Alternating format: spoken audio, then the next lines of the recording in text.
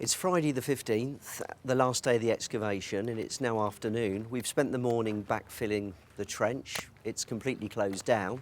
We've had a wonderful season. We've got a very important site and a new cave, which we look forward to coming back to.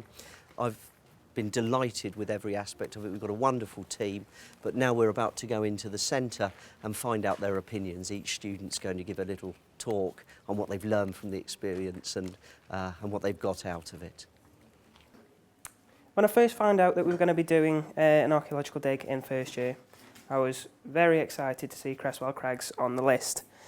My tutor loves it, and she always recommended to dig here if ever you got the chance, so I leapt at it. This dig has taught me a lot of things, not only about other people, not only about history, but also about myself. I know that I can speak to people whenever I need to.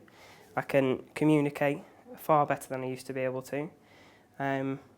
Speaking to the public is a massive step forward for me. The trench we're in as well is also a lot smaller than I'd have thought, but obviously working in the parameters that we've got here at Creswell, it's to be expected. I'd also like to take a massive thank you to Paul and to everybody here at the centre and in the enterprise zone as well. It's been really good. Like sort of most of the other people here, I mean, especially the first year, I've had the opportunity to do most of the things here, from sort of digging to fines washing to wet sieving, and then a bit more wet sieving. I've definitely learnt a lot, particularly about how to sort of identify various different bits and pieces. That's mainly thanks to Rob and his constant questioning, and Becky and sort of the fountain of knowledge in her head. I've learnt how to recognise things like bone, breccia, quartzite and everything, and to try and distinguish them from rocks, which is harder than it seemed. Obviously, with all the sediment that's been from the trench, taking them down to be wet sieved, that was an interesting thing to do. I didn't really know what to expect because I've never been on a dig before, so my first thoughts were gonna sit in a trench, do a bit of digging, and then go back to campsite. And I didn't quite realise how much more there was involved with going on an actual dig.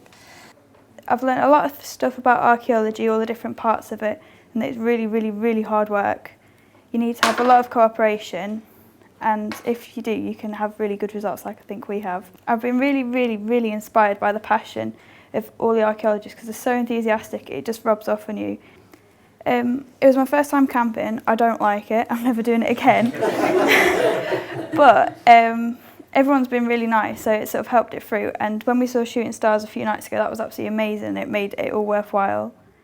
As most people know, I'm going into my final year now of my undergraduate. And so this summer is quite an important time for me because I'm trying to get a lot more experience in what I want to do when I finish. Hopefully the fact that I've done this along with some of the other digs will help me to show my commitment, and I've learned a lot more about certain parts of the archaeological record that I didn't know before. That's the first thing I'd like to say. It's just been an amazing time from start to finish. I mean, probably the previous conceptions I had about archaeology came from Time Team and God forbid bone kickers.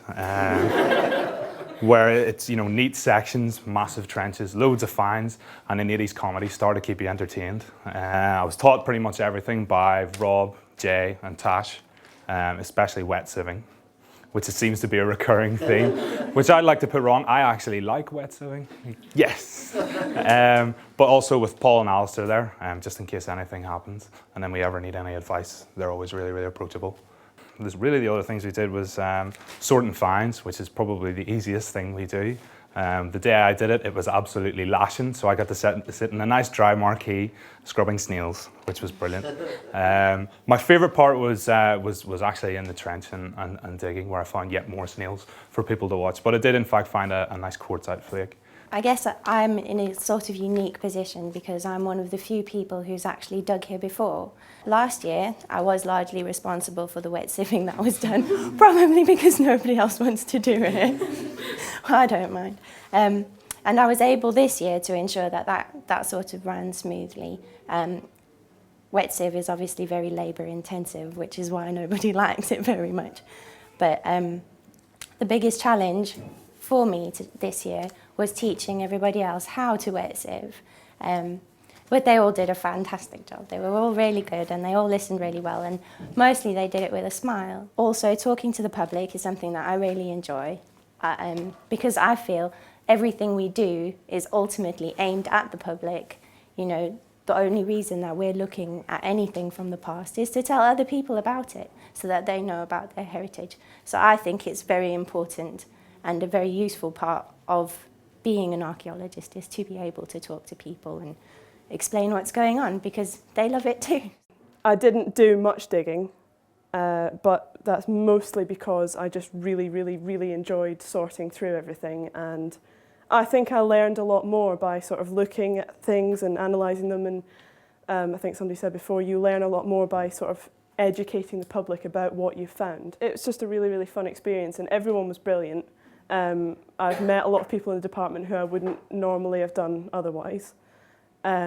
Which is going to be really good because next year's socials should be a lot bigger and grander and more fun. I think my favourite thing was probably find swashing, because you got to see everything that came out of the trench, not just a small selection of things. Finding artefacts like mammoth feet and the cheddar point were really incredible. Other things I've learned was talking to the public has given me a lot of confidence.